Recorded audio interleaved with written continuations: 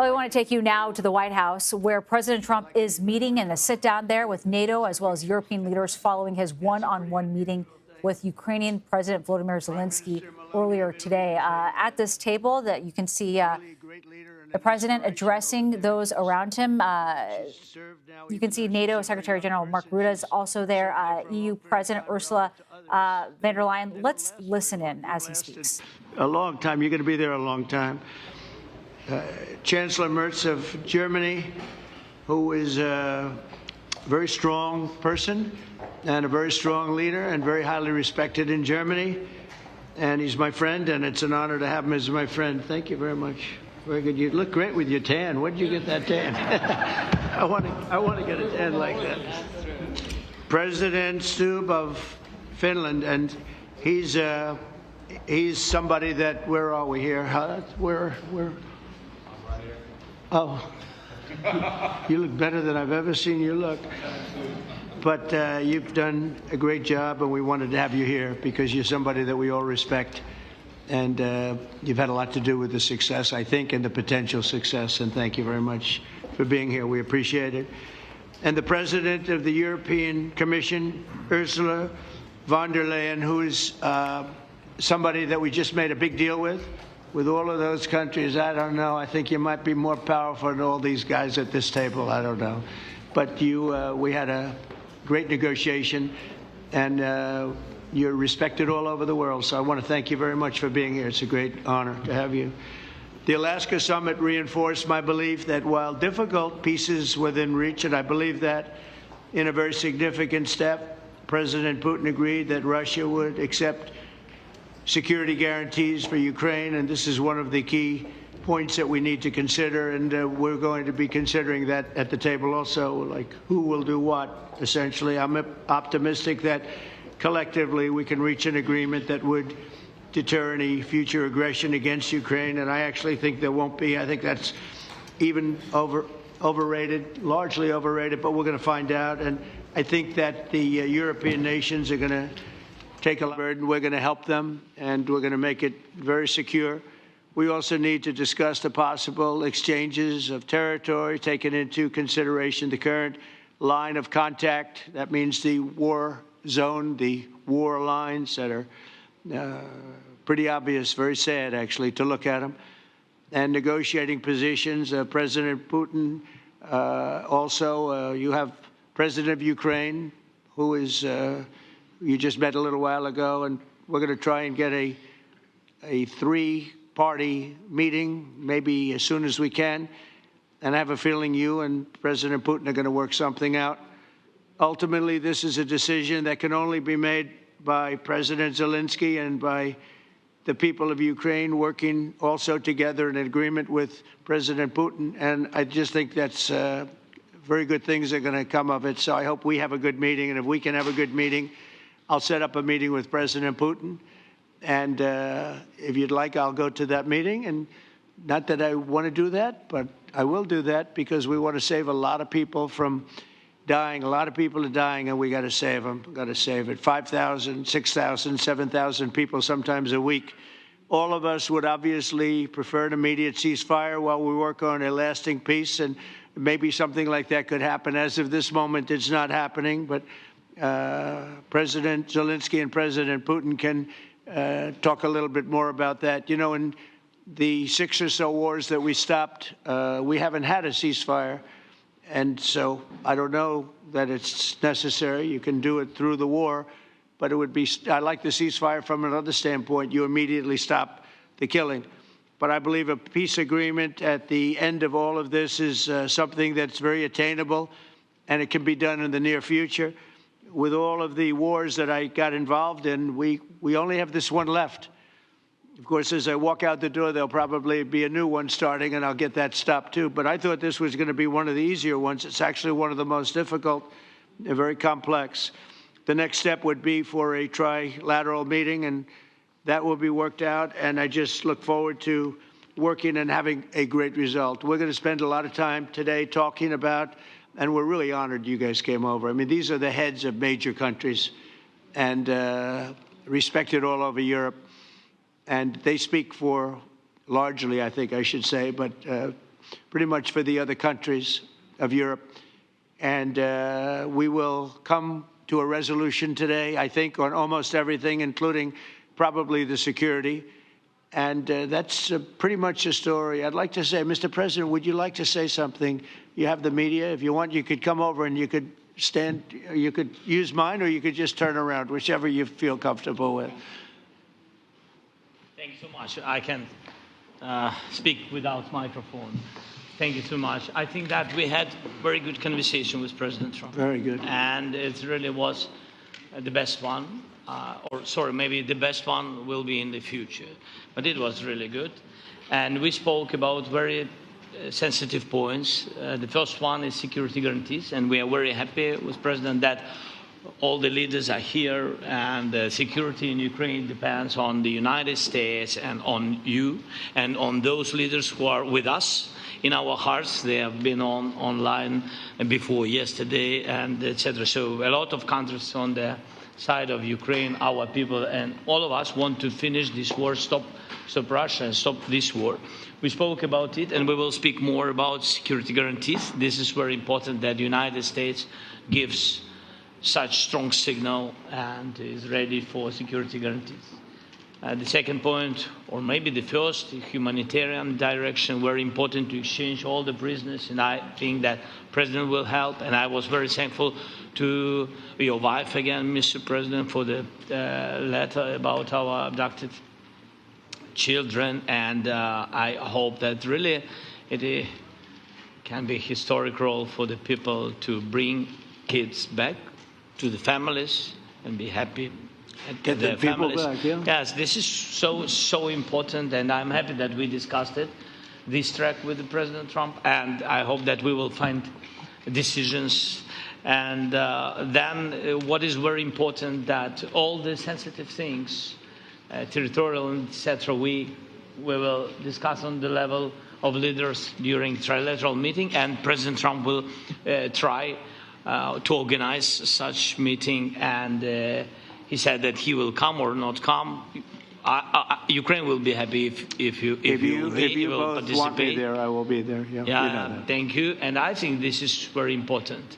Yes, so security guarantees, bringing kids back, and all our people, not only warriors, first of all warriors, and all the civilians, journalists, a lot of people in prison. So we need them back. And guarantees which will work for the years. We spoke about it, and I showed the President a lot of details on the battlefield, on the map. Thank you so much. Thank you for the map, by the way. Good map. It was great. Yeah, I'm thinking how to take it back. We'll get you. No. I think that we had constructive, specific meeting, and I'm very thankful to all the leaders who are here, and you help a lot, and so we are happy that we have such big unity today. Thank you, Mr. President. Thank you very much, for hosting us. Mr. President. I think you'll see that President Putin really would like to do something else. I think when we set that up, when we do, I think it's going to be when, not if. I think you're going to see some really positive moves. I know there's over 1,000 prisoners, and I know they're going to release them. Maybe they're going to release them very soon, like immediately, which I think is great. But we're going to set that up today after this meeting. So very good and great remarks. I appreciate it. Mark, as head of NATO, maybe you could say a few words, please. Yes, I will be very brief. I really want to thank you, President of the United States, dear Donald, for the fact that you, as I said before, broke the deadlock.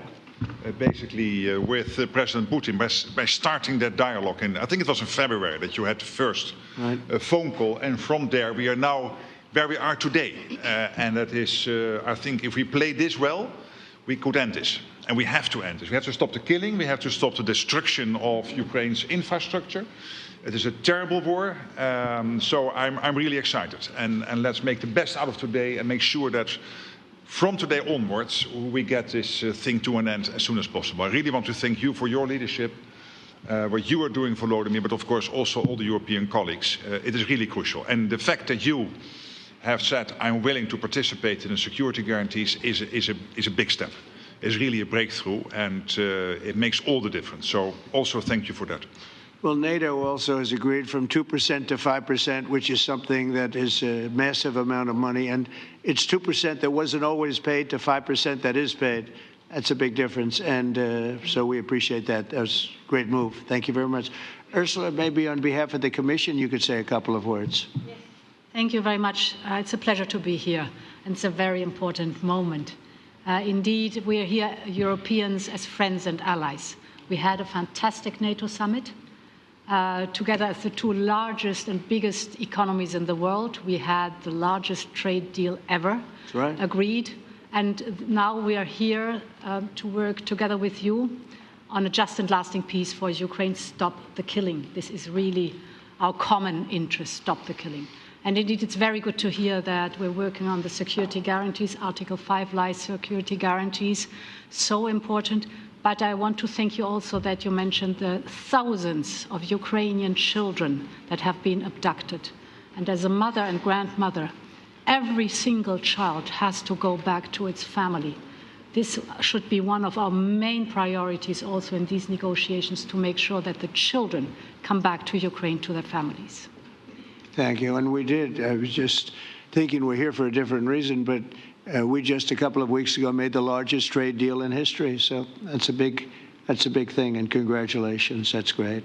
Thank you very much, Ursula. Mr. Chancellor from Germany, a very great leader. Mr. President, dear Donald, many thanks for having us today.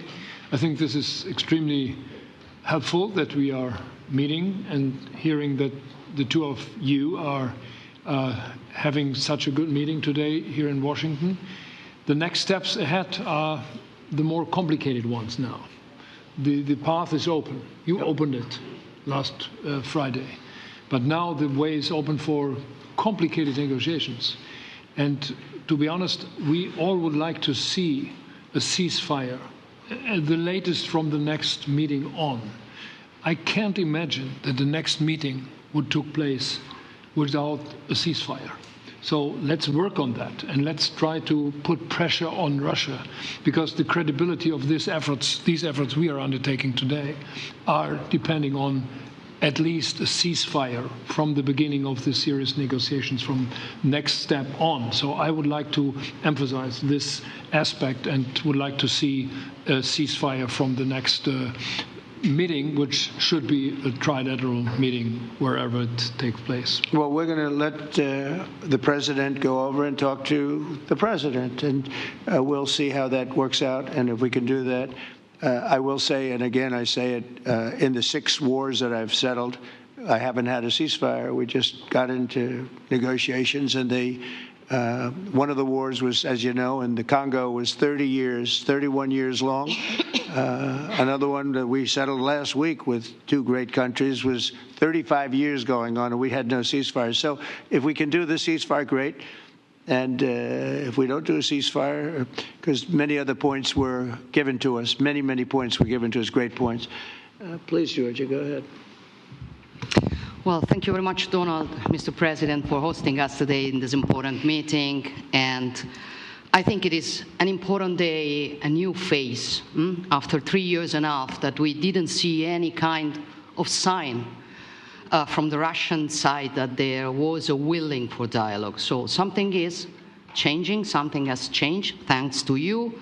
Thanks also to the stalling in the battlefield, which was achieved with the bravery of Ukrainians and with the unity that we all provided to Ukraine. And the reason why I mention it is that we also have to remind that if we want to reach peace and if we want to guarantee justice, we have to do it united. So that's why it's a very good day, the one we are in. You can obviously count on Italy as it was from the beginning. We are on the side of Ukraine, and we do absolutely support your efforts towards peace.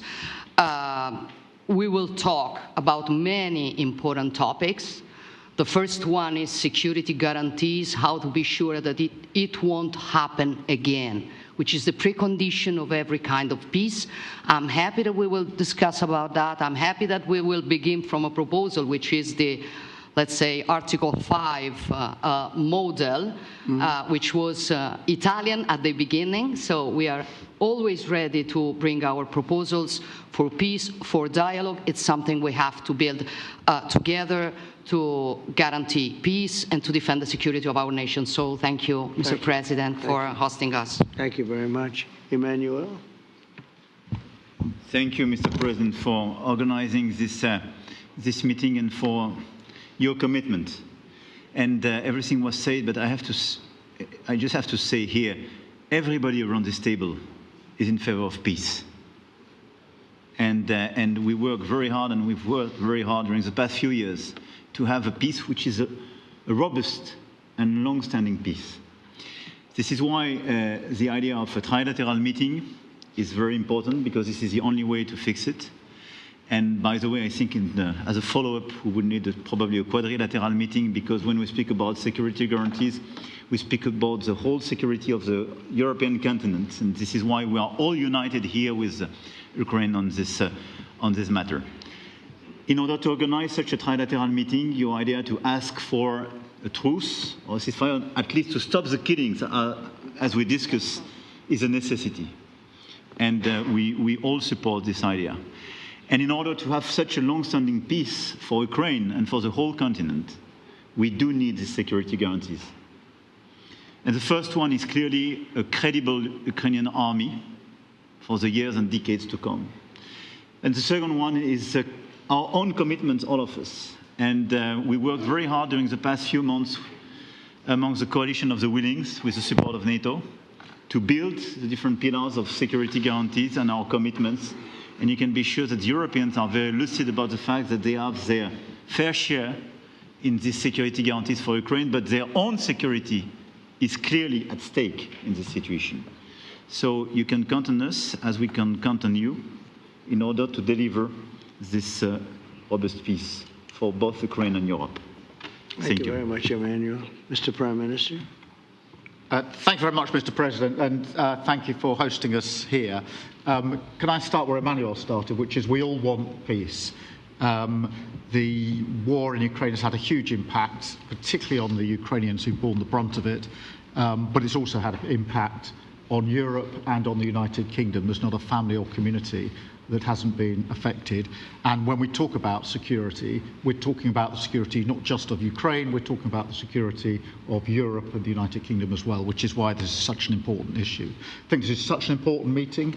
As a group, I think we've had a discussion on the phone a number of times, Mr. President, but be able now to be around the table to take it forward. And I really feel that we can, I think, with the right approach this afternoon, make real progress, particularly on the security guarantees, and your indication of security guarantees, of some sort of Article 5 style guarantees, fits with what we've been doing with the Coalition of the Willing, which we started some months ago, bringing countries together and showing that we were prepared to step up to the plate when it came to security. With you coming alongside, the US alongside what we've already developed, I think we could take a really important step forward today. A historic step, actually, could come out of this meeting in terms of security for Ukraine and security in Europe. I also feel that we can make real progress towards a just and lasting outcome. Obviously, that has to involve Ukraine, and a trilateral meeting seems the sensible next step. So thank you for being prepared to take that forward, because I think if we can ensure that that is the progress out of this meeting, both security guarantees and some sort of progress on trilateral meeting of some sort to bring some of the difficult issues to a head, then I think today will be seen as a very important day in recent years in relation to a conflict which has gone on for 3 and a bit years, and so far nobody's been able to bring it to this point. So I thank you for that. Well, thank you very much. And, you know, it's very interesting because this is the first for the White House. You can't say that very often. It's seen a lot over the years, since 1800, 1799, to be almost exact. But this is the first where we've had so many prime ministers, presidents, the heads of European nations. And by the way, Alex, I'd like you to say a couple of words, too. You're a young, powerful man. Before I finish up, I want you to say a couple of words. Go ahead. I'll take the notion of youth back to my wife and try to convince her. Thank you very much, Mr. President. I think in the past 2 weeks, we've probably had more progress in ending this war than we have in the past 3.5 years. And I think the fact that we're around this table today is very much symbolic in the sense that it's Team Europe and Team United States helping Ukraine. And the progress that we're looking out of this meeting is about the security guarantees, which are a big part of this. And then, of course, moving towards a process with a trilateral meeting with you and President Putin and President Zelenskyy. Some of the international media might wonder, why is the President of Finland here? I think the reason is probably that we might come from a small country, but we have a long border with Russia, over 800 miles. And we, of course, have our own historical experience with Russia from World War II, the Winter War and the War of Continuation. And if I look at the silver lining of where we stand right now, we found a solution in 1944, and I'm sure that we'll be able to find a solution in 2025 to end Russia's war of aggression and find and get a lasting and just peace. The situation is very difficult, but that's why we're here. Thank you, Alex, very much. Good job. So we're going to be meeting for a while, and we're going to discuss some of the issues. And I don't think there's any issue that's overly complex. It's at a point now where people want to do things. I really do believe. I've known him for a long time. I've always had a great relationship with him. I think that President Putin wants to find an answer too. And we'll see. And in a certain period of time, not very far from now, a week or 2 weeks, we're going to know whether or not we're going to solve this, or is this horrible fighting going to continue? We'll do our best to get it ended. And I believe you have two willing parties, and usually that's good news, but two willing parties that want to make a deal. And we'll journey together, and we'll go over, and we'll see if it can be done. And it's possible it might not be able to be done. On the other hand, it's possible it will, and we're going to save thousands and thousands of lives a week. And so it's something we really have to do.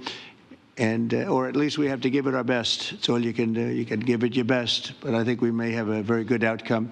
So I want to thank you all, and the media, I want to thank you. We're going to be staying here for a little while. Then we're going to walk over to the Oval Office, and we're going to have another little discussion about similar matters. And then they're going to go home to their great countries and report. And I'm going to remain here and work, and you're going to go and work. We're all going to be working. We may be in a different location, but that's what we know how to do is work. But I want to thank the media. Has been actually very fair, generally speaking, very fair. I think it's important that they're fair because this is a very important subject. We have to get it ended. And so that's all we ask for is fairness with the media. Thank you all very much. Appreciate it. Thank you very much. And we have been watching there President Trump sitting there at quite the table there with European and NATO leaders, as well as Ukrainian President Volodymyr Zelenskyy, right before they go behind closed doors to discuss a possible deal, or at least the next steps in achieving a possible deal. This comes, of course, 3 days after President Trump's face-to-face summit, and that was in Alaska, with Russian President Vladimir Putin. This has all come together very, very quickly with these leaders coming into Washington, D.C. In order to meet with the president and show their support for President Zelenskyy. The tone and tenor of this meeting, obviously much different than the last time Zelenskyy came to the White House. And this was a rather optimistic tone from each of those leaders voicing their take on what happens next. Chief White House correspondent Nancy Cordes joins us now live. Nancy, I was struck by how many of these leaders were saying that this is the closest they think they have gotten in more than 3 years in achieving peace. What stood out to you? Sure, and that's not even a subjective statement, Nancy. There's been very little dialogue with Vladimir Putin directly over the past 3.5 years. Now that is happening, and it may not be going down exactly the way they'd like to see it happen. They may be somewhat alarmed by Trump's areas of agreement with Putin, but nevertheless, it is at least a conversation about ending this war. And it was fascinating to see one European leader after the next point that out and say that they are grateful that these conversations are happening. They were very reluctant to criticize the president, even on the areas that we know that they have a great disagreement with him about. In fact, the only one who really raised a sore subject was German Chancellor Friedrich Merz, and he did it quite gently. He did not directly criticize the president of the United States, but in that blunt way that perhaps only a German leader could. He said that he really hopes that by the time they get to a trilateral meeting that involves Vladimir Putin, he hopes that there will be a ceasefire in place, making the case on behalf of all of those European leaders that they think that that is an important prerequisite. Putin showing that he is serious about stopping the killing before he is allowed to enter into conversations about territory changing hands. Definitely one of the sticking points, among others, security guarantees were brought up, and it seems like there's been some real movement on that front as well.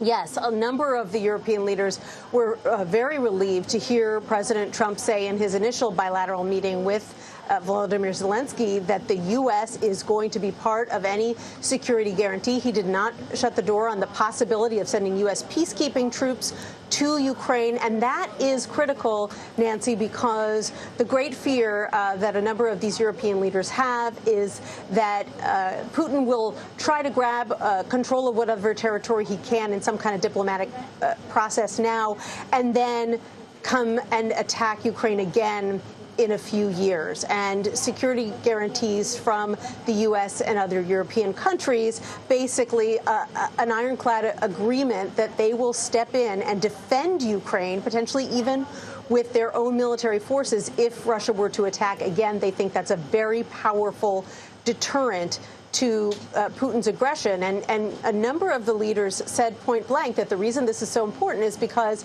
it affects the entire European continent, not just Ukraine. Because if Putin feels that he can attack Ukraine with impunity, what's to stop him from attacking other European nations in the future? So that is an emerging area of consensus that all the leaders seem to be pleased about. Another point, though, was the latest on territorial concessions. And it seems like Zelenskyy is open to, or at least saying that this would be settled in a meeting that would be yet to be determined with Putin himself. Right. That was fascinating because the president's special envoy, Steve Witkoff, said yesterday that these talks here at the White House today were going to center around the 20% or so of Ukrainian territory that Putin's forces currently control. That is something that Zelenskyy adamantly did not want to happen. He said so yesterday, that he believes that that kind of conversation should only happen once he is sitting across the table from Putin, where they're both making concessions. It's unclear that Putin so far has made any concessions, and so Zelenskyy certainly doesn't want to weaken his hand by making any himself. And it appears that the president exceeded on those wishes because what Zelenskyy said right at the top of this meeting, Nancy, was that that is going to be a conversation for the trilateral meeting to come. And President Trump said he wants to set that up as soon as possible. And that is what so many leaders are watching to see, whether when push comes to shove, Putin is really willing for the first time to sit down with Ukraine's leader and engage in a back and forth. Chief White House correspondent Nancy Cordes, thank you very much for joining us, Nancy. You're welcome. We're going to turn things now to CBS News national security contributor Samantha Vinograd. Sam, thanks for being with us. You know, we were talking about there with Nancy saying that this really seemed to be the most optimistic that these leaders have been in these 3+ years in ending the war. Could peace really be on the table here? Well, Nancy, it is way too soon to tell, but as Nancy mentioned, it is certainly a fact that the Biden administration, which I was a part of, did not speak directly to President Putin, certainly not at the head of state level, in the level of detail that President Trump did in Alaska. So it is true that negotiations have been supercharged on one level. What remains unclear, however, is whether Vladimir Putin is engaging in these negotiations to buy time and to stall, or if he really is committed to coming to some sort of peace agreement. And that's why the European leaders, both in public and in private, are likely urging President Trump to verify that Putin means what he says. So time will tell whether peace is near, but we certainly have choreography laid out for how we could get there. The European leaders, including Zelenskyy, are meeting with Trump right now. President Trump will then call Vladimir Putin and propose a trilateral meeting of some kind between President Putin, President Zelenskyy, and likely President Trump. And I would imagine as well that after this larger meeting with President Trump, the Europeans will have their own internal conversations with President Zelenskyy about how to proceed and try to get a credible and robust peace. And Sam, you know, I'm struck in seeing all these leaders sitting at this table by how many schedules were thrown up in the air over the weekend as everyone scrambled to get to Washington, D.C. and really show force as they sat alongside President Zelenskyy there. Is this what it takes in order to really move the needle, you think? I think there are two factors here. The first is the Europeans are deeply committed to showing unity with each other and with Ukraine. So there's strength in numbers when it comes to showing Vladimir Putin and showing President Trump that Europe is united behind Ukraine and united when it comes to trying to get security guarantees and a credible, long-lasting peace for the Ukrainian people. In addition to that, President Zelenskyy and the European leaders in the room know that President Trump has a good relationship with several of the leaders that are there today, including Macron, including Meloni, including Merz. And so having individuals with whom he has a warm relationship present certainly helps the tone of discussions as they move into a very complex period and could be discussing the details of what a peace arrangement could look like, which is a very complex undertaking. Oh, absolutely. And when we talk about this complex undertaking, you know, when you even look at the negotiations and the things on the table with security guarantees, with territorial concessions, with a ceasefire, whether or not that's going to be happening or not in the interim, which do you think will take priority in those discussions, or do they all happen concurrently? Well, we heard a few key ingredients of a potential peace arrangement. We heard about territorial land swaps. We heard about security guarantees. We also heard about a very important point, which is the return of Ukrainian children illegally abducted into Russia. Estimates put that number at around 20,000, which is almost impossible to comprehend, as well as the exchange of prisoners. Estimates are that there are thousands of Ukrainian prisoners inside of Russia. So I don't know that any issue will take priority. I think all issues are on the table. We know that from Putin's perspective, he's focused on maintaining certain territory. He wants Russian to be an official language inside of Ukraine and a few other points. I will note that according to the Ukrainian constitution, the president of Ukraine can't just unilaterally decide to give territory to Russia. There will likely need to be a national referendum on whatever land swaps, to use President Trump's term, President Zelenskyy may or may not agree to. Is there a sense that, is there a tell you'll be looking for at the end of this day to see where things go next? I'll be looking to see whether a trilateral summit is in fact scheduled and whether the Europeans have been successful in persuading President Trump that a ceasefire is a prerequisite to a trilateral summit. You heard German Chancellor Merz mention the need for a ceasefire. I believe President Macron raised that as well. So whether we come to a point where President Trump insists on a ceasefire prior to a trilateral summit is going to be key, and whether we get any more clarity on what security guarantees may be on the table, including ongoing U.S. assistance to Ukraine's military, so that's a credible fighting force in the years ahead, and whether any country, the U.S. or the Europeans, actually agrees to put boots on the ground in Ukraine if a peace arrangement is finalized. All right, Sam Vinograd, thank you very much for being with us. And CBS News Chief Washington analyst Robert Costa joins us now from our Washington bureau. Bob, thanks for being with us. What are you hearing from inside the White House in reaction to today's meetings? I mean, there really could be some significant progress here. So much of this discussion is about making incremental progress. There's not an expectation that peace is going to be on the table today, but they want to push the ball forward and have some kind of meeting between President Putin and President Zelenskyy in the coming weeks. And having the Europeans here shows some buy-in to the process. It gives it a legitimacy, at least in terms of the visual presentation to the world. It's not like they are watching from afar. They are watching up close. They are being confidants to President Zelenskyy as he engages with this dialogue. But at the end of the day, there's a belief inside this White House that President Zelenskyy will have to decide for himself how far he's willing to go to make concessions, whether that means giving up some land that is currently controlled by the Russian military, whether it means just accepting some security guarantees. All of this is going to be part of the discussions in the coming weeks, and it's very much to be determined. We're talking about the players on the international stage. Bob, how about here at home? Have you heard from Congress, any members of Congress, on today's developments? President Trump, as you know, has real command of the Republican Party, and there is a lot of movement inside of the GOP to support him, but also to not have the United States remain a lingering presence in this war for a long time. There are some traditional Republican hawks in the GOP and traditional hawks inside of the Democratic Party.